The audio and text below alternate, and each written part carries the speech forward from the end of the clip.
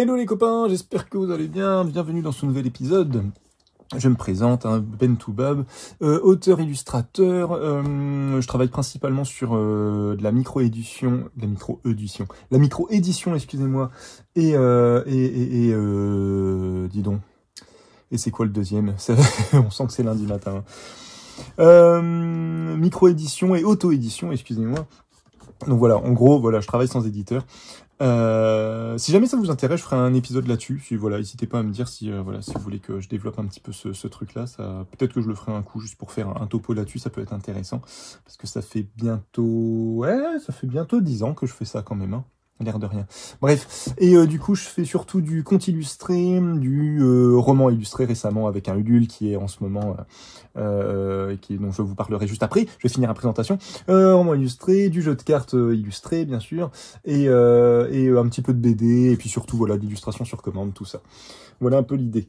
Qu'est-ce qu'on fait aujourd'hui, les copains? On va, entre guillemets, terminer le Inktober, même s'il reste encore un jour.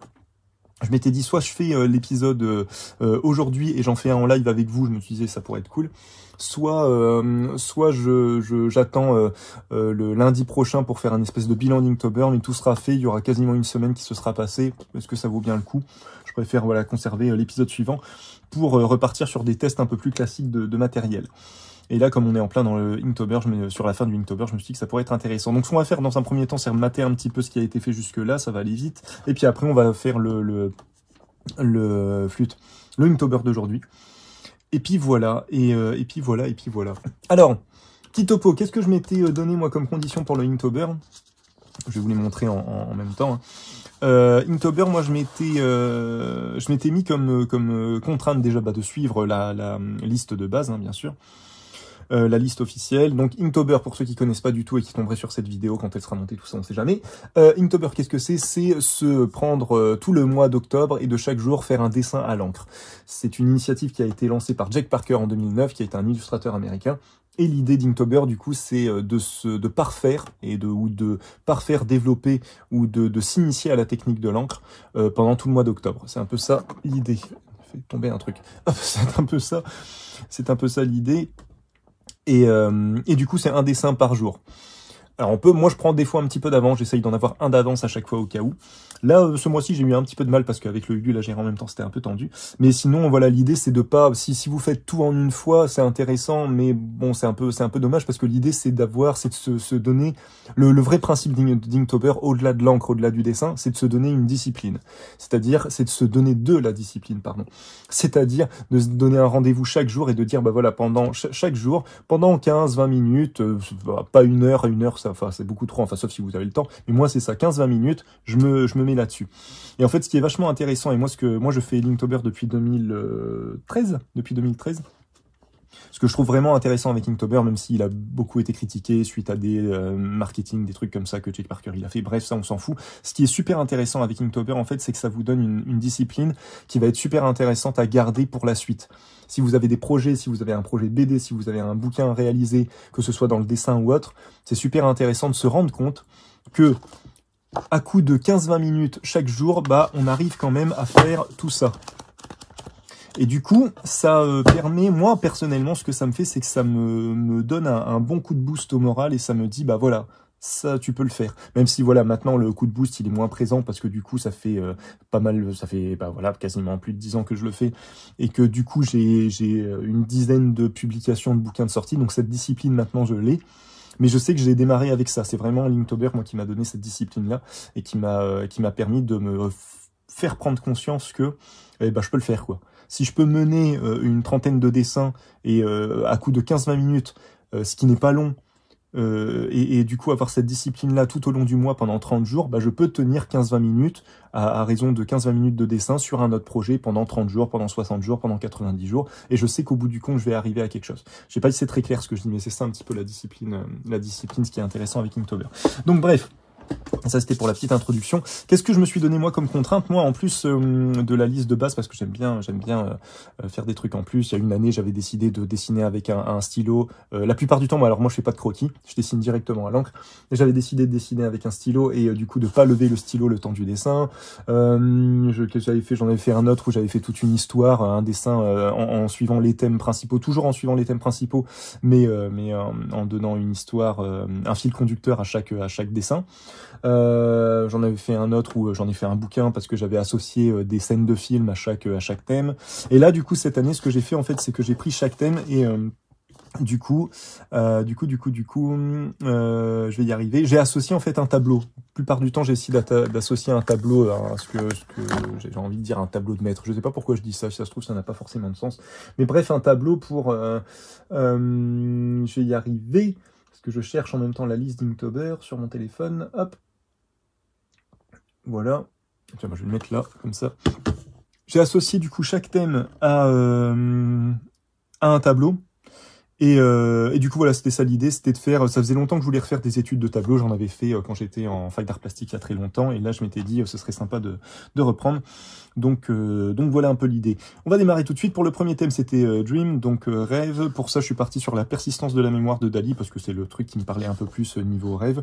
Je vais les passer vite fait en revue, hein. On va pas mettre 3 plombes dessus, c'est juste pour vous les montrer au fur et à mesure, et à chaque fois expliquer un petit peu le thème et pourquoi je suis venu à ça. Pour le deuxième thème, c'était Spider. Celui-là, j'ai expliqué, mais j'ai eu énormément de mal à trouver le truc.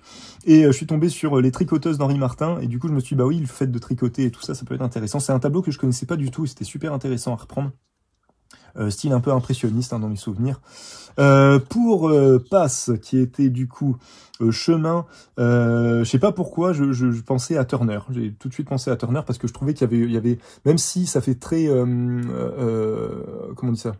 Ça fait très un peu à la fois abstrait et en même temps ça fait très, comment on dit ça? Ça fait très océan ce qu'il fait. J'ai l'impression qu'il y a beaucoup d'eau dans ce qu'il fait. Je trouve qu'à chaque fois on y voit un espèce de chemin avec toute la lumière qu'il essaye de mettre.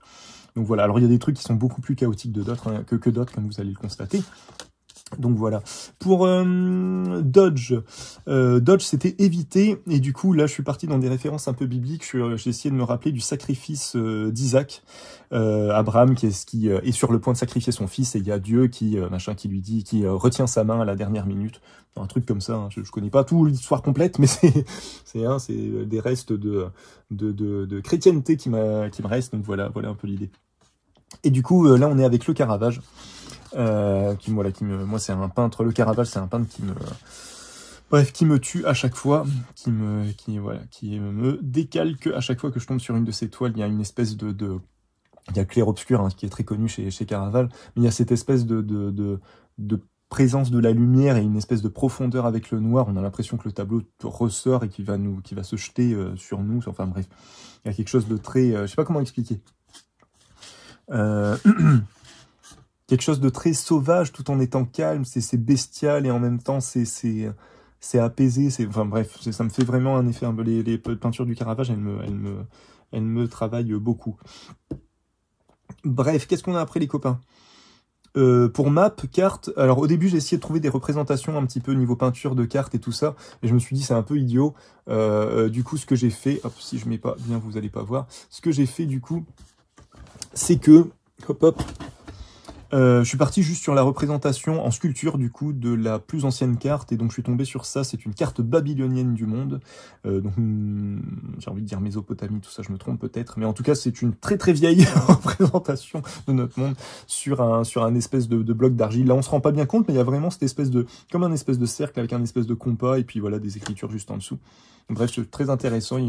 Tout ça, alors ce qui est un peu embêtant avec Inktober, c'est comme j'ai mené le Ulule en même temps, j'ai pas pu j'ai un peu la frustration d'avoir redécouvert ou découvert certaines choses et de pas être allé en profondeur. Donc je pense que je vais me prendre un temps à un moment donné, certainement en novembre, parce que j'aurai moins de choses à faire, pour revoir chaque Inktober et essayer de diguer un petit peu, d'aller creuser un petit peu sur chaque artiste, parce que ça m'a redonné envie, quoi. Ça m'a donné envie de me passionner. Je me suis retrouvé déjà à perdre des 20-30 minutes à bouquiner des trucs sur certains artistes que je redessinais, mais du coup là j'ai pas le temps de tout vous dire, donc voilà. Et puis en fait c'est beaucoup plus intéressant d'aller vous chercher l'information aussi, Bref, hein, voilà.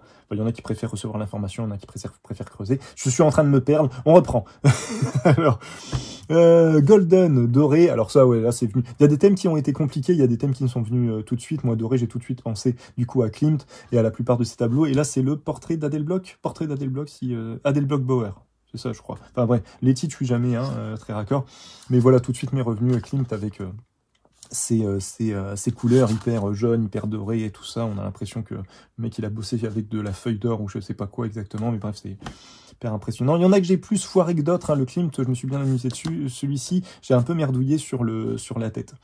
J'ai un peu merdouillé sur la tête avec celui-ci. On était du coup 7e thème, c'était drip, donc c'était goutte si je dis pas de bêtises. Et là j'ai cherché une espèce de représentation un peu classique de goutte d'eau et j'ai pas trouvé, donc je suis tombé sur la Madeleine pénitente de Titien. Ou Titien, je sais un peu, moi je dis Titien, mais je sais pas, bref. Et du coup, voilà, très intéressant parce qu'elle pleure, le tableau est beaucoup plus intéressant que ce que j'ai fait parce que du coup, il y a vraiment la larme est vraiment, il y a un rendu de la larme qui est très réel, quoi, qui est réaliste plutôt. Donc très très intéressant si vous avez l'occasion de regarder cette petite peinture. Pour le 9e thème, pour le 8e thème, excusez-moi, c'était Toad, donc grenouille, crapaud, tout ça. J'ai mis du temps à trouver et en fait, je suis tombé dessus vraiment par hasard en retrouvant au début, je me suis dit Jérôme Bosch, parce que Jérôme Bosch, j'ai le souvenir de toutes ces créatures un petit peu particulières et je me suis dit, il y a forcément un truc qui s'apparente à du batracien ou quelque chose comme ça. Et je tombe sur, excusez-moi, un espèce de gros plan de ce que j'ai fait là, justement.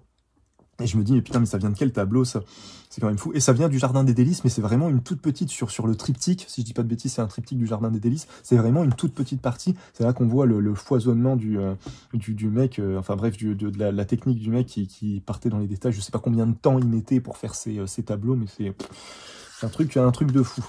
Entre moi qui n'arrive pas à passer plus d'1 heure sur un tableau et eux qui devaient certainement passer des années dessus. Hein, voilà. Bref. Pour Bounce, qui était rebond, si je dis pas de bêtises. Ça aussi, j'ai mis un petit peu de temps à trouver et je me suis dit, il y a certainement, au début, je cherchais des tableaux de chasse. Il y a forcément un tableau de chasse, on va voir un espèce de chien ou de lapin en train de bondir et je cherchais ça. Et finalement, je suis tombé sur Eugène Delacroix, sur une chasse au lion. Et j'ai très mal cadré le truc, parce que je voulais qu'on voit vraiment le lion qui a l'air vraiment d'être dans un espèce de chose un petit peu élancée comme ça, dans un mouvement un peu élancé, avec justement le chasseur hein, qui est au-dessus, qui est en train de lui asséner un coup de couteau. Et tout est chez Flûte, je vais y arriver, chez Delacroix, en tout cas cette toile-là, tout est en mouvement, tout est un peu, rien n'est figé, et du coup c'est super intéressant à regarder, on a vraiment l'impression que le tableau bouge. Très intéressant. Bref, on va essayer de pas perdre trop de temps, ça fait déjà 15 minutes, mon dieu. Allez, on s'active. Fortune, le 10e thème. Donc fortune, destin, tout ça, voilà. Forcément, hein, je suis reparti mythologie grecque et tout ça, et mythologie grecque, on dit pas. Enfin, même pas, non, même si, je sais, enfin, c'est grec, mais enfin, un gros doute, bon, bref. Oedipe explique l'énigme du Sphinx de Jean-Auguste Dominique Ingres, en tout cas Ingres, je ne sais plus comment il s'appelle, ils ont tellement de prénoms aussi. Ingres, très intéressant Ingres, hyper réaliste pour le coup, comparé à du Delacroix, hyper figé, hyper posé, alors, ça pourrait être des statues, tellement c'est figé, mais super intéressant à reprendre, et c'est surtout pour le thème voilà de Oedipe avec le Sphinx et tout le côté destiné d'Oedipe qui était super intéressant, hein, pour ceux qui connaissent pas, je vais rien révéler, intéressez-vous à Oedipe, c'est super intéressant niveau d'un point de vue oracle, destinée et tout ça, c'est très intéressant. Wonder, c'était le 11e thème, et Wonder, si je dis pas de bêtises, c'était l'égarement, l'errance, ce genre de choses. Et là, voilà, j'avais l'idée en tête des Hébreux en train des Hébreux ou des Hébreux, je sais jamais si on accentue le H ou pas, en train de errer un petit peu dans le désert à la recherche d'une terre quand ils se barrent d'Égypte là, hein, avec Moïse, hein, c'est avec Moïse, putain, je suis tellement j'ai des bribes comme ça de mémoire qui me reviennent, mais c'est pas encore ça. Et du coup, on est avec le passage de la mer Rouge de Nicolas Poussin, voilà. Celui-là, j'ai vraiment essayé de caler sur Moïse, avec un petit visage comme ça. C'est bourré de gens, forcément, qui sont sur le côté, et on sent qu'ils sont pas en vacances, les gars. Hein. On sent que c'est compliqué. Et donc je me dis, ça représente quand même bien ce truc-là. Donc voilà un petit peu l'idée. Pour celui-ci, pour ensuite Le 12e thème, c'était Spicy, et ça, Spicy, alors je me suis vraiment galéré. Je cherchais ouais, je cherchais une représentation un petit peu du piment, un truc comme ça, vraiment. À chaque fois, je suis reparti, en fait, d'entrée de jeu, je partais sur des choses très classiques, hein, vraiment très, très, très, très bêtes. Et je sais pas pourquoi, j'ai fait une association qui peut peut-être paraître un peu bizarre, mais j'ai pensé à Spicy, j'ai pensé à Bolbert de Pedro Almodovar, avec, comment il s'appelle, Penélope Cruz, si je dis pas de bêtises, Penélope Cruz qui me fait penser, parce que c'est pas elle en plus, c'est ça qui est le plus triste, qui me fait penser à Salma Hayek, et Salma Hayek, si je dis pas de bêtises, qui a joué, alors le rapprochement d'idées, il est foireux de chez foireux, qui m'a fait penser à flûte, au film de, je crois que de film Frida Kahlo, et je crois que c'est Almodovar, hein, si je dis pas de bêtises, qu'il a réalisé. Putain, je dis peut-être une grosse connerie. Bon bref, voilà, je vous explique juste mon cheminement de pensée qui est très chaotique, et voilà pourquoi, voilà comment j'ai pensé à ça. Hein, veuillez m'excuser. Et du coup, bref, Pedro Almodovar, je disais, voilà, et Frida Kahlo. Et donc Frida Kahlo, qui a une vie quand même, j'ai pas été, et j'ai pas tout bouquiné non plus, mais j'ai lu quand même deux, trois trucs, et qui a une vie quand même sentimentale, très très chaotique, très spicy un petit peu pour le coup, j'ai l'impression. Hein, je trouvais que ça, on fait les rapprochements qu'on peut, les copains. Et du coup, voilà. Et du coup, voilà. Et du coup, la colonne brisée de Frida Kahlo. Voilà, tout ça pour ça, en fait. Sur lequel je me suis bien amusé, chose que j'ai pas dit jusque maintenant, c'est vrai, c'est un peu idiot de ma part. Si vous regardez, en fait, on n'est pas sur la même qualité de papier. D'un côté, j'ai du Clairefontaine 100% coton, grain fin. Donc voilà, on a un papier classique 100% coton qui est très intéressant parce qu'on a du coup des très beaux dégradés et une très belle gestion du temps de séchage. On peut vraiment s'amuser et tout ça, et ça sèche quand même relativement vite. C'est un 100% coton, mais qui boit et qui sèche quand même assez vite. Comparé au grain satiné de chez Anne Mule, qui est de la cellulose, là, pour le coup. Très intéressant à travailler aussi, mais j'avoue que là, j'ai l'impression de bosser sur un Bristol. En fait, le satiné, personnellement, je vois vraiment pas d'intérêt pour l'instant. Je sais pas si, hop, j'ai essayé de vous les mettre côte à côte pour qu'on les voit mieux. Mais voilà, moi, pour l'instant, je vois vraiment pas l'intérêt du satiné.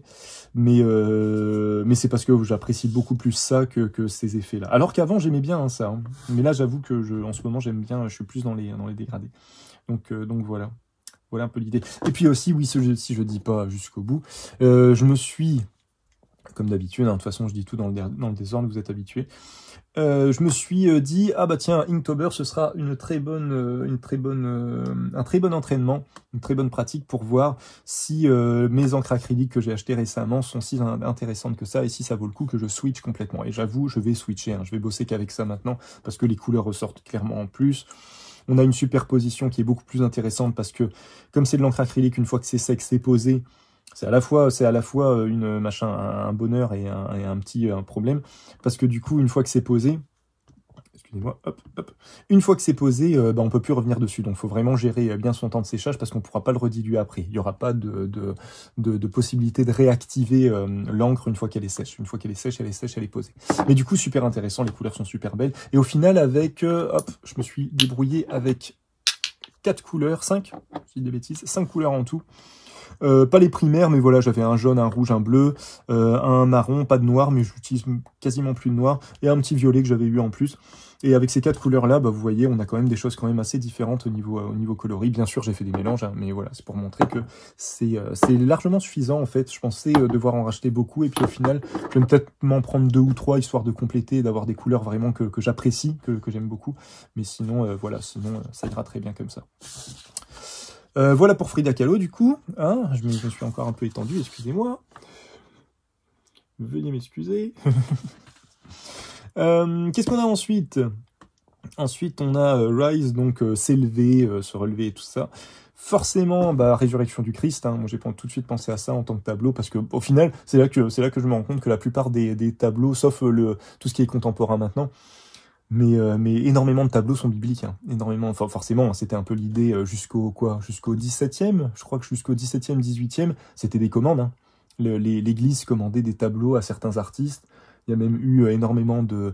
Il y a une... Attends, il faut que je me rappelle, il y a eu un tableau du Caravage où il y a une... c'est soit Madeleine, soit Marie. Enfin bref, il y en a une des deux, c'est un tableau, elle est allongée, je crois qu'elle est censée être endormie, et en fait, pour faire ce tableau, si je me rappelle bien, l'anecdote, c'est que le Caravage, du coup, a utilisé le corps d'une noyée, Donc ça a créé une énorme polémique à l'époque, hein, forcément, parce qu'on s'est dit, ah, vous vous rendez compte, faire faire le portrait d'une sainte avec une noyée, une morte et tout ça. Enfin bref, je crois, si je dis pas de bêtises, c'est un truc comme ça. Mais bref, je sais qu'il y a eu une espèce de gros truc problématique avec le Caravage. Caravage qui était très problématique, hein, parce que je crois que le gars est mort entre 30 et 40 ans. Hein. Il est mort très tôt et il se foutait sur la gueule avec d'autres. Enfin, j'ai souvenir de ça. Qu'il était très problématique dans ses relations sociales, le Caravage. Hein, bref, bon, c'est encore une fois. Là, nous sommes avec, du coup, la résurrection du Christ de Paul Véronèse. Très beau tableau. Paul Véronèse, hein, forcément. Mais du coup, voilà, un Christ vraiment élancé. Là, je me suis vraiment focalisé, vu le format, sur un détail, hein, voilà, sur le portrait, hein, concrètement, parce que c'est ce que j'aime le plus faire. Vous allez voir que quand je sors du portrait, ça devient vite bordélique et chaotique. Mais voilà, très intéressant à utiliser. À chaque fois, j'ai encore oublié de le préciser, mais à chaque fois, je fais un espèce de 2 couleurs. Je dépasse pas les 2 couleurs parce que je me dis les nuances sont assez compliquées comme ça. Si je dépasse les 2 couleurs, ça va être le bordel, on va rien voir. Du coup, voilà. Alors, je vous donne tout en vrac. Bref. Qu'est-ce qu'on a ensuite? Ensuite, nous avons Castle, donc qui était château, et là m'est revenue la tour de Babel de Bruegel. Il y a eu plusieurs versions.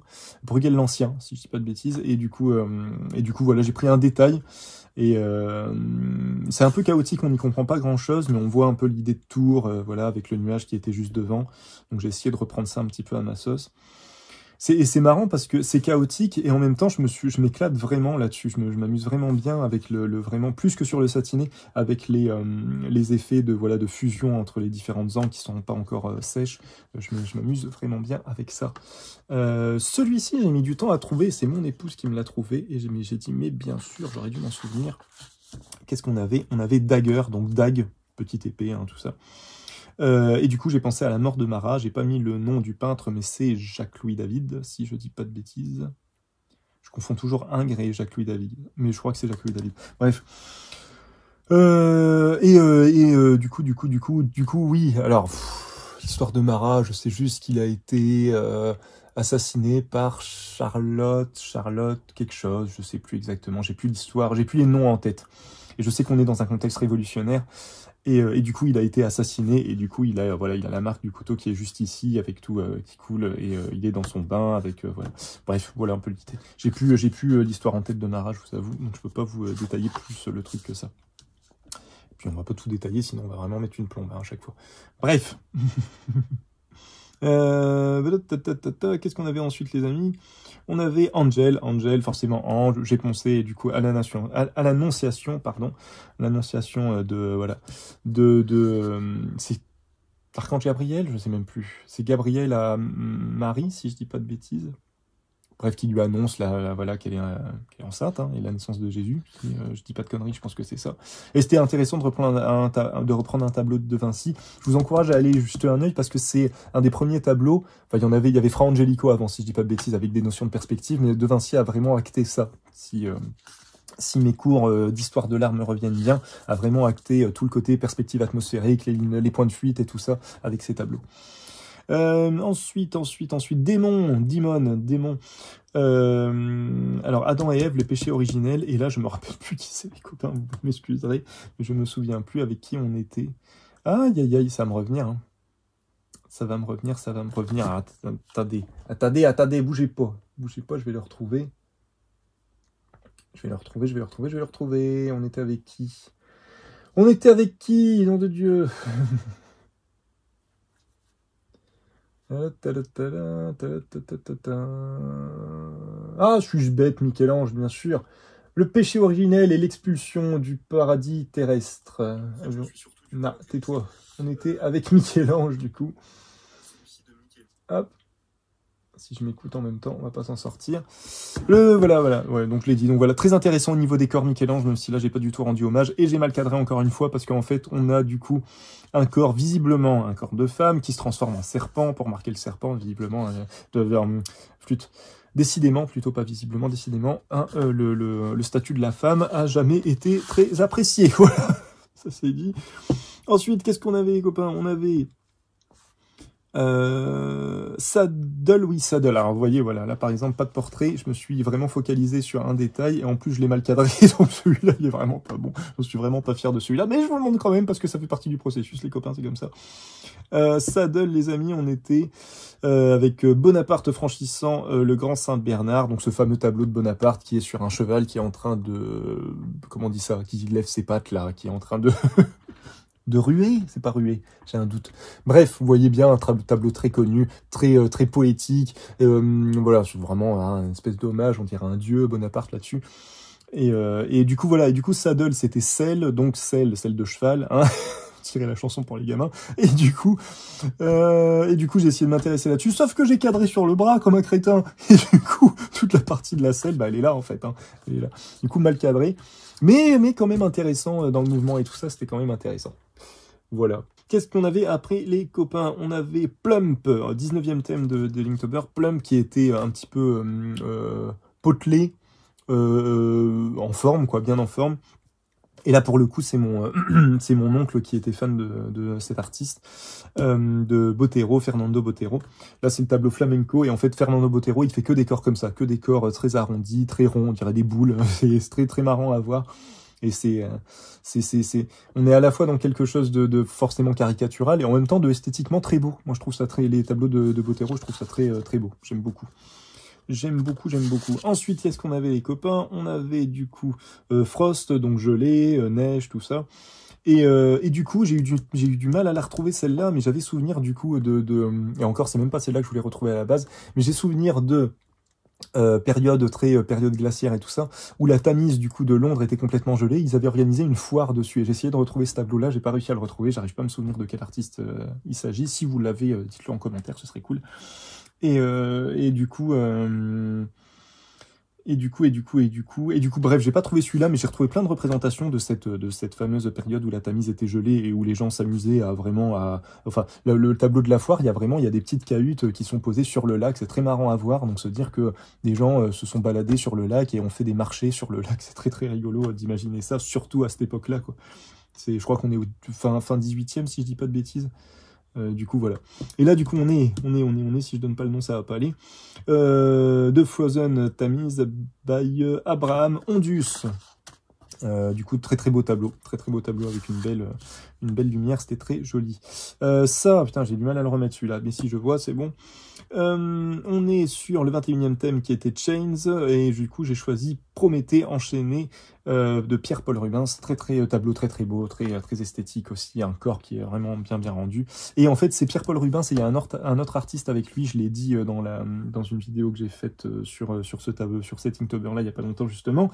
Et je me rappelle plus du nom de l'autre artiste, mais qui a travaillé l'aigle. Et c'est vrai que maintenant que je sais qu'il y a deux artistes, c'est con, mais du coup, en effet, le traitement de l'aigle est pas du tout le même que le traitement du corps. On voit, les deux fonctionnent très bien, mais on voit qu'il y a une petite différence entre les deux. On voit que le traitement n'est pas exactement le même. Et je crois que c'était un élève du coup de Pierre-Paul Rubens, si je dis pas de bêtises, qui a fait l'aigle. Qu'est-ce qu'on avait ensuite? Il est à l'envers. Oui, il est à l'envers. On avait du coup juste après Scratchy. Scratchy, j'ai mis énormément de temps à trouver le thème et en fait je me suis dit ce serait peut-être plus intéressant de se coller sur, je vais y arriver, sur le côté ressenti. Et je me suis dit, alors quel type de toile un peu donne ce côté un peu scratchy? Donc scratchy, c'est un peu gratté, un peu rêche, un peu, voilà. Et du coup, je me suis rappelé tout ce qui était pointillisme et tout ça, et je me suis souvenu qu'en effet, quand on s'approche vraiment de ces toiles-là, on voit vraiment tous les points, et du coup, on se dit qu'en touchant, on n'a pas le droit de toucher, on ne touche pas, hein, bien sûr, mais en touchant, ça devait être très, très rêche et tout ça. Et donc forcément, voilà, celui à qui on pense tout de suite, c'est Seurat. Paul Seurat, si je dis pas de bêtises. Comment il s'appelle? Georges Seurat, excusez-moi. Georges Seurat, un dimanche après-midi à l'île de la Grande Jatte, de Georges Seurat. Très beau tableau, voilà, tout en pointillisme. Je sais pas quelle taille il fait, mais à chaque fois, quand je pense pointillisme, je me dis, en fait, ça dépend de la taille. Si c'est un petit tableau, ça doit aller vite. Si c'est un grand tableau, ça doit être l'enfer, en fait. Mais du coup, voilà. Et du coup, j'ai essayé de reproduire un petit peu cet effet pointillisme, même si je suis pas vraiment arriver, mais c'était intéressant en termes de traitement. Et là, pour le coup, le satiné était pas mal. Tiens, petite déconvenue que j'ai eu avec le papier satiné, et peu importe qu'il soit coton ou pas, c'est que je me rends compte que le scotch que j'utilise la plupart du temps, c'est le seul papier sur lequel il a du mal. Le seul papier sur lequel je finis par arracher un petit peu. Ce qui est un peu chiant, mais bon, du coup. Sur les autres, j'ai pas eu de problème. Sur le flûte, le Clairefontaine 100% coton grain fin, aucun problème avec le scotch. Bon, bref. Oh là là, déjà 30 minutes, les amis, c'est une catastrophe. Alors, ensuite, qu'est-ce qu'on avait? On a bientôt fini. Après, on avait Célestial, forcément, hein, les anges, la chapelle Sixtine, la Madone Sixtine, si je dis pas de bêtises, de Raphaël. De Raphaël. Vous savez, les anges en bas, la Madone, elle est juste ici. Voilà, j'ai jamais vu la chapelle Sixtine. Un jour, j'irai la voir, hein, sans de mourir au moins. Qu'est-ce qu'on avait après, les copains? On avait Shallow. Shallow aussi, j'ai mis énormément de temps parce que Shallow, c'est peu profond. Donc je me suis dit, oh, peu profond, ok, pourquoi pas. Et superficiel. Ouais, d'accord, ok, je vois un peu le truc. Et puis après, je me suis dit, ah putain, mais Narcisse, bordel, Narcisse qui regarde son reflet justement dans l'eau, tout ça, il y a ce côté. Et donc, il y a ce côté hyper superficiel de Narcisse qui, je crois qu'il en meurt de regarder son... Il meurt en regardant son reflet dans le miroir tellement il se trouve beau. C'est un peu ça l'histoire de Narcisse, si je dis pas de bêtises. Et très beau tableau que je connaissais pas du tout. De Echo et Narcisse de John William Waterhouse. Très beau tableau, si vous avez l'occasion de jeter un œil. Là, je me suis un peu amusé sur celui-ci. On est sur quoi? On est sur une inversion, les copains. C'est celui-là d'abord, je me disais, c'est pas du tout ce thème-là. Qu'est-ce que j'ai fait? D'abord, on est sur Dangerous. Dangerous, du coup, j'ai essayé de trouver, au début, voilà, j'avais pensé à Hercule et j'ai essayé de retrouver une illustration, un tableau d'Hercule quand il est bébé et qu'il égorge à main nue deux serpents. J'ai souvenir de ce truc-là. Et en fait, j'ai pas trouvé de représentation. Par contre, j'ai retrouvé une représentation d'Hercule contre le lion de Némée. Et du coup, très intéressant. Pareil, on est avec Rubens, si je dis pas... Ouais, Pierre-Paul Rubens. On est avec Rubens, c'est pareil, on a une espèce de gestion de décor un peu comme Delacroix. Très en mouvement. Enfin, voilà, rien n'est vraiment défini. Le lion a une tête très chelou, on va pas se mentir. Mais par contre, la gestion, le dynamisme de la toile, il est fou. Il est vraiment fou. Et du coup, c'est super intéressant à regarder. Ensuite, les copains, qu'est-ce qu'on avait? On avait... Remove, du coup, je vais y arriver. 26e thème, Remove de machin. Et du coup, je suis parti sur le fait d'enlever... Et je voulais la faire, cette toile-là, du Caravage, parce que je me suis tapé pas mal de toiles du Caravage, et je me suis dit, oh, celle de Judith et Holoferne, je vais vraiment la faire. Et donc, voilà, c'est juste Judith qui est en train d'enlever la tête d'Holoferne, hein, si je dis pas de bêtises. Pareil, cette histoire-là, je m'en souviens pas assez, donc je vais pas vous raconter de conneries. N'hésitez pas à aller jeter un œil, parce que c'est un thème qui a été souvent repris. Non, je vais pas me lancer. Je vais pas me lancer parce que je vais dire des conneries. Donc ça sert à rien. J'ai souvenir d'un camp romain où il y a une femme ou quelque chose comme ça, et en fait c'est un chef de guerre et du coup il se fait égorger par une femme. Enfin bref, il y a tout un truc comme ça et je me rappelle pas assez, donc on va arrêter là parce que si ça se trouve là déjà j'ai dit du brin. Alors ensuite, Beast, là je l'ai eu dès le début. Donc je pensais Saturne dévorant un de ses fils, de Francisco de Goya, tableau très sombre, hein, très compliqué, mais super intéressant à traiter. Et là pour le coup je me suis renseigné un peu plus dessus. C'est toute une période où il a fait où Francisco de Goya a fait que des peintures un peu comme ça, très sombres, très tristes. Et du coup forcément parce qu'on était en guerre civile en Espagne et du coup ça le déprimait hein, visiblement. Et du coup, il a fait il y a le Colosse aussi que j'ai fait juste après, qui est un peu dans cet esprit-là, très sombre, très dur, très dur à regarder. Francisco de Goya, c'est quand même toute cette partie-là en tout cas. Mais cela dit, même les vieilles et tout ça de Francisco de Goya, il y a un côté un peu malsain. Il y a un côté toujours un peu malsain dans ces tableaux à Goya. Mais c'est beau, hein, c'est très beau, c'est très beau à regarder. Qu'est-ce qu'on avait après? Là aussi, un petit peu très chaotique, très compliqué à faire, plus intéressant dans le processus que dans la finalité. Nous avons Sparkle, donc étoile, scintillement, tout ça, et j'ai pensé forcément à La Nuit étoilée de Vincent Van Gogh. Et du coup, voilà, je me suis amusé à refaire un petit peu à sa sauce, comme j'avais essayé de faire pour Seurat, mais je me suis beaucoup plus galéré que Seurat, parce que déjà la partie du ciel que j'ai cherché à reproduire, qui est donc un ciel étoilé, on n'y comprend pas grand-chose déjà de base, mais en plus, moi, comme j'ai cadré que là-dessus et que j'ai fait que du mouvement, on n'y comprend encore rien. Mais c'était marrant à faire, c'était intéressant. Et enfin, le dernier, les copains, avant de dessiner, se mettre à dessiner, d'où Jésus, il est 10h50. Alors, on est avec Massive, et Massive, du coup, voilà, forcément, j'ai pensé aussi au Colosse de Francisco de Goya. qui est pareil, voilà, dans le même esprit que Saturne dévorant un de ses fils. Très très triste, très très sombre, et du coup très intéressant à traiter, à reprendre. Et enfin, après c'est des trucs qu'il faut les voir en vrai. Faut vraiment, surtout Goya, faut vraiment le voir en vrai, parce que, enfin, cela dit, je dis ça, mais le Colosse, si, je crois que le Colosse, je l'ai vu en vrai. Saturne dévorant ses enfants, je l'ai pas vu en vrai. Mais en plus, alors il y a tout un truc intéressant avec tout ça, le Colosse, Saturne et tout ça, c'est des peintures qu'il a fait sur les murs de sa baraque. Donc je sais pas comment ils ont fait pour les récupérer. Ils les ont récupérés, hein, pas pour les. Forcément, ils sont dans des musées, donc ils ont réussi à les récupérer. Mais je sais pas comment ils ont fait. Je sais pas si le gars, putain. C'est là que je me dis que bon, le mec qui a mis de la fibre de verre ou quelque chose comme ça de base sur la maison, bien vu, hein, bien vu, parce qu'il aurait peint ça sur les briques, on aurait été dans le 1. On aurait dû faire un musée de la baraque de Francisco de Goya si c'était possible.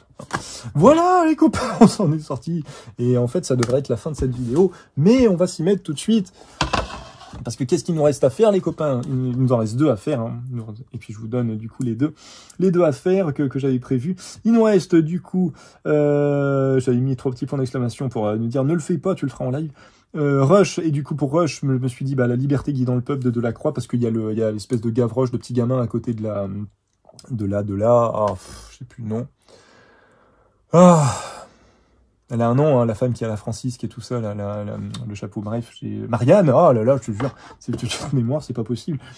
Et juste à côté, on a le gamin qui est vraiment en mouvement, qui est vraiment dans le côté, dans le rush et tout ça, donc je me suis dit que ça pourrait être intéressant. Et le dernier, j'hésitais entre 2, et je pense que ça va plus se tourner vers Latour, qui avait fait énormément de toiles avec à la lumière de la bougie. Et je me dis que ce sera intéressant pour tout ce qui est feu. On s'en est sorti les copains, j'ai fini, on est à 38 minutes, c'est une catastrophe. Hop, hop, hop, voilà, le tableau en question, donc la liberté guidant le peuple. Et du coup, moi, je vais essayer de me focaliser sur le petit Gavroche juste à côté. Et bon, la toile est pas super bien détaillée, mais on va essayer de s'en sortir comme ça. Ça devrait le faire. Allons-y, allons-y.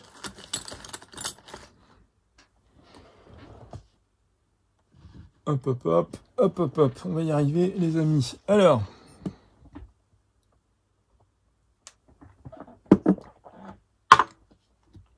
ça devrait aller vite. Ça devrait aller vite dans tous les cas. Vous savez quoi, on va se faire un jaune-marron.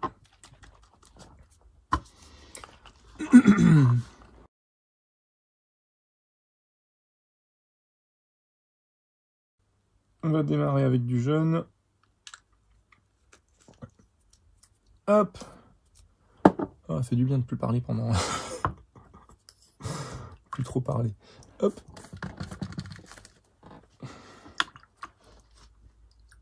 Je vais même pas demander, j'espère qu'on m'entend bien. J'espère, hein, parce que sinon ça fait 40 minutes dans le vent, là.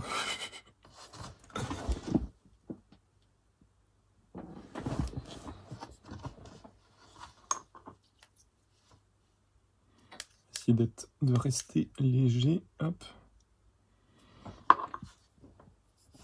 Alors, comme à chaque fois je suis sur un format paysage, je me galère. On va essayer de focus sur son visage, et puis je vais essayer de caser quand même les 2 mains, ce serait pas mal. Si j'arrive à avoir les 2 mains, ce serait cool. Ce serait cool, ce serait cool. Je vais rajouter un peu de flotte parce qu'à mon avis, j'en aurai pas assez là.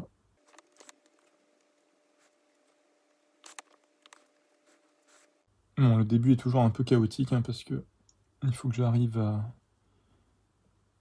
à placer à peu près correctement au début, et après, au fur et à mesure, j'ai mes repères, ça va un peu mieux. Sauf sur certains, comme vous avez pu le constater.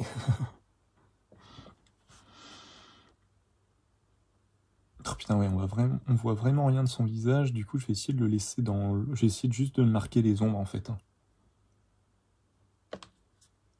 On va faire ça. On va faire ça comme ça, on va voir comment on s'en sort en faisant juste ça. Si ça passe.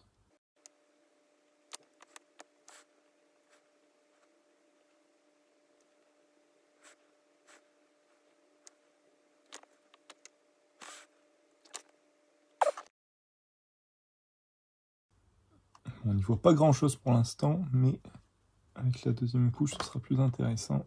On va faire sa petite, cette espèce d'écharpe là qu'il a. C'est une écharpe ou c'est un bout de sa chemise?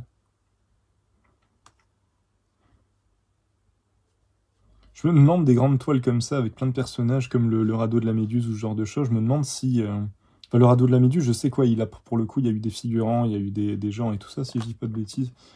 Mais du coup, je me dis là, est-ce qu'il y avait des... Je suppose qu'il devait y avoir des gens qui posaient pour lui, pour qu'il ait les trucs, parce que les gars, ils avaient pas le net, hein, ils avaient pas des références, ils avaient pas un site où ils pouvaient aller choper les références dont ils avaient besoin.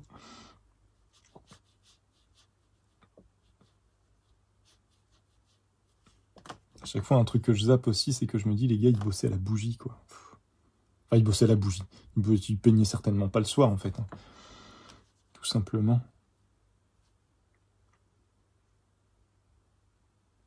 Mais ça devait être... c'est tellement loin, c'est tellement... ça fait tellement plus partie de notre façon de penser la société et tout ça, que ouais, que je me dis, j'arrive même plus à y visualiser. J'arrive même plus à imaginer comment ils vivaient à l'époque, comment...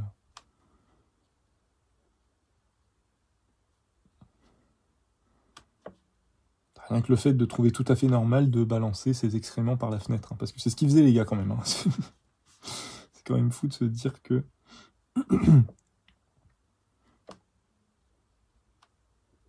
que les gars faisaient ce qu'ils avaient à faire dans un pot, là, et qu'ils le balançaient à la fenêtre, et puis t'avais un mec qui venait ramasser ça sur les routes, quoi. Je raconte pas l'état des routes, des trottoirs et tout ça, ça devait être fort, hein. Une bonne odeur, une bonne odeur. Ça devait sentir bon.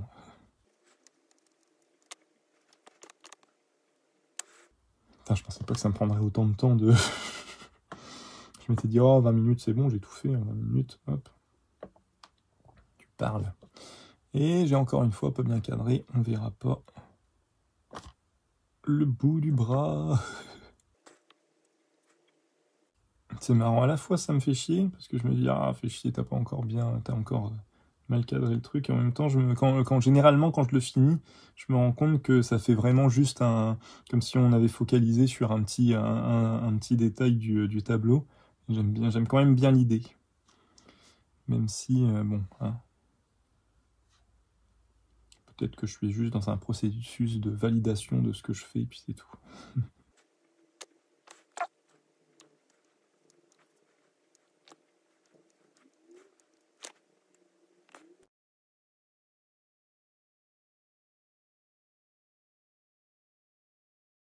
Ah ouais, vivre sans ref, mon dieu, je sais pas comment ils faisaient les gars. Enfin après, bon bah ils prenaient des gens, en fait, c'était juste une autre façon de concevoir le truc, hein. Ils faisaient ça avec des gens qui posaient et tout ça. Hein. C'est beaucoup plus intéressant hein, pour avoir fait des. J'ai jamais fait de peinture avec vraiment des gens, des personnes là pour me servir de référence, qui sont vraiment présentes là, parce que généralement je fais d'après photo. Mais je doute pas du tout que ça doit être. Je pense que le peu de fois où j'ai fait du modèle vivant, des trucs comme ça, peu de fois j'en ai quand même fait pas mal, mais c'est complètement différent. On apprend vraiment, au-delà d'essayer de trouver des points de repère sur ce qu'on dessine, on apprend vraiment à comprendre ce qu'on dessine, parce qu'on le voit en fait. Donc on peut tourner autour, on comprend la forme, on comprend comment c'est fait. Donc moi j'aimais bien les cours de modèle vivant, on bougeait tout le temps de place, on cherchait à comprendre, quoi. On cherchait vraiment à comprendre ce qu'on était en train de dessiner.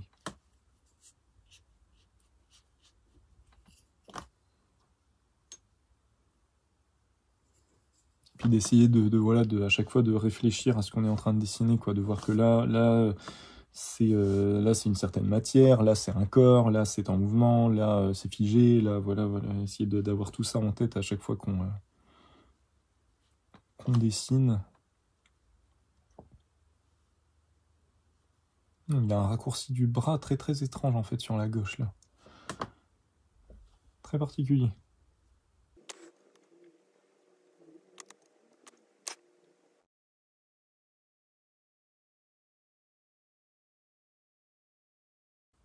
Bon, ce bras là il est vraiment étrange, mais je vous assure que c'est vraiment le raccourci qui est comme ça. C'est pas moi, j'ai rien fait. Je vous jure monsieur l'agent.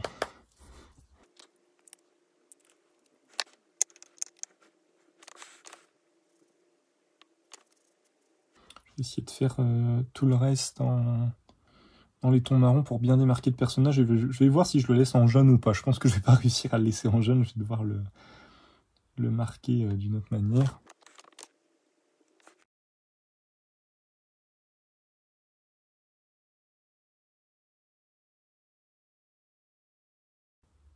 Putain, là aussi, le raccourci du bras, il est... C'est marrant, et du coup, c'est ça qui est super intéressant, je trouve, le fait de redessiner un petit peu des tableaux, on se rend compte des fois que, ouf, il y a des endroits où ils sont allés un petit peu à l'arrache. Le maître un petit peu des raccourcis comme ça, c'est le Caravage aussi, hein. Le Caravage, à chaque fois sur ses toiles, il y a des raccourcis du coude, du poignet, où on se dit, oh là là, le gars, il a tout compris, quoi, il a tout pigé.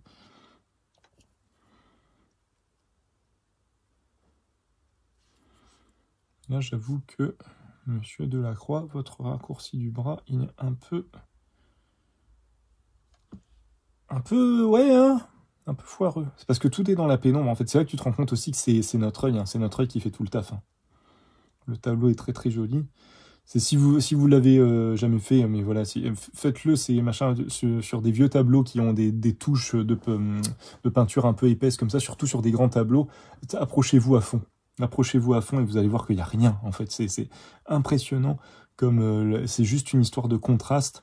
Et plus on est éloigné, et plus notre œil fait le boulot de dire ah bah oui, cette partie-là, cette espèce de tache blanche qu'on voit dans le fond, bah c'est juste une lumière qui vient refléter, je vais dire une connerie, sur la peau et tout ça. Mais du coup, à voir en vrai, c'est super intéressant. On se rend vraiment compte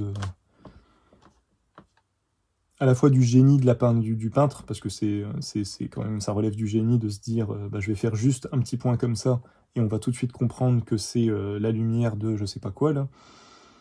Et en même temps, c'est là qu'on se dit, bah putain, on a quand même un cerveau qui fonctionne, qui est quand même balèze pour comprendre,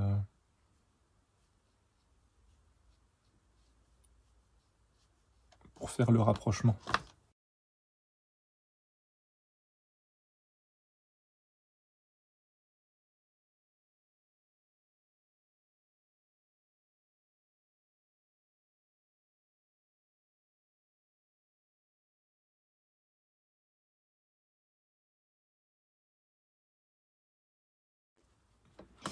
Bon, est-ce que je refais du... Si, je vais refaire un petit peu de marron, hein. Ce que je vais surtout faire, par contre, c'est faire un petit... comment on va faire? Un petit truc comme ça, pour marquer le... Oh, je me galère, pour marquer le fond, on va faire ça.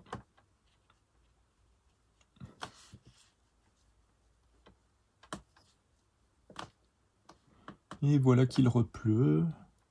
Je sais pas ce qui se passe du côté de chez vous, mais nous, dans le nord, là, il pleut tout le temps. Là, on a eu juste un dimanche où ça a été, mais sinon, tout le reste du temps, il n'a pas arrêté de pleuvoir.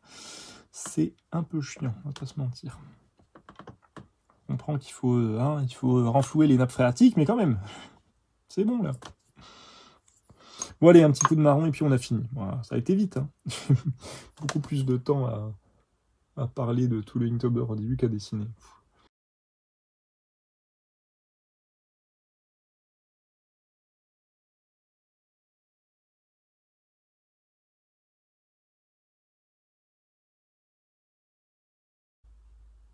Ouais, je vais quand même noircir certaines zones.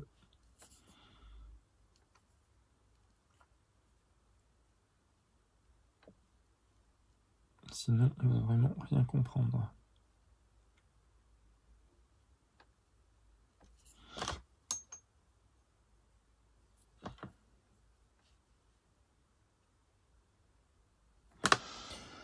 Alors, on va essayer de faire un petit peu son visage quand même.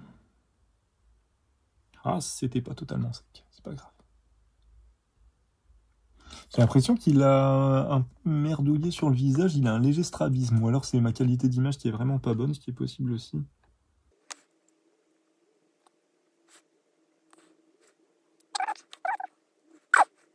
Bon, je pourrais pas avoir plus de détails, ça ira comme ça. Il y a juste son œil là qui est bizarre.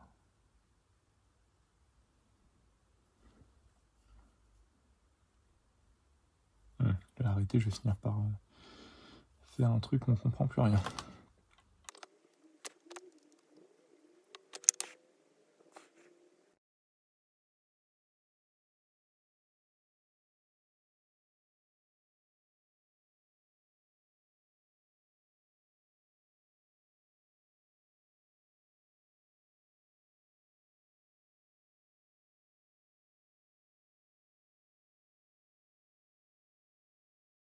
Voilà les copains, j'espère que cet épisode vous a plu. Écoutez, voilà, on a un peu dessiné et beaucoup plus parlé. J'espère que ça n'a pas été trop chiant à regarder pour ceux qui sont restés jusqu'au bout.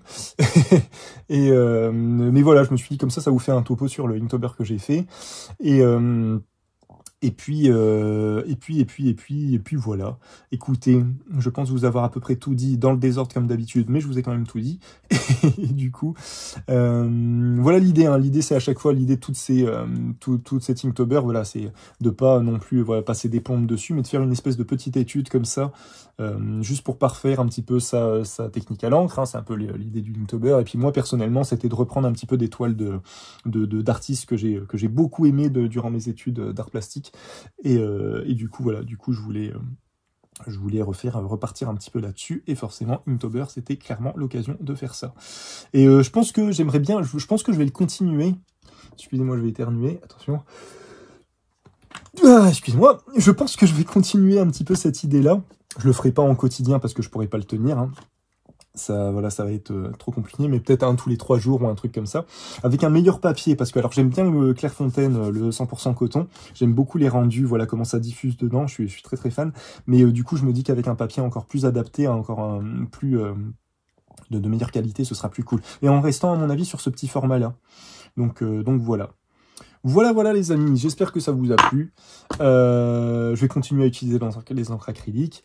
Sur ces bonnes paroles, si jamais j'ai dit des bêtises, si vous avez des questions à me poser, si vous avez des commentaires à faire, n'hésitez pas. J'y répondrai avec plaisir. Et si je dis des bêtises, n'hésitez pas à me reprendre, c'est comme ça qu'on avance.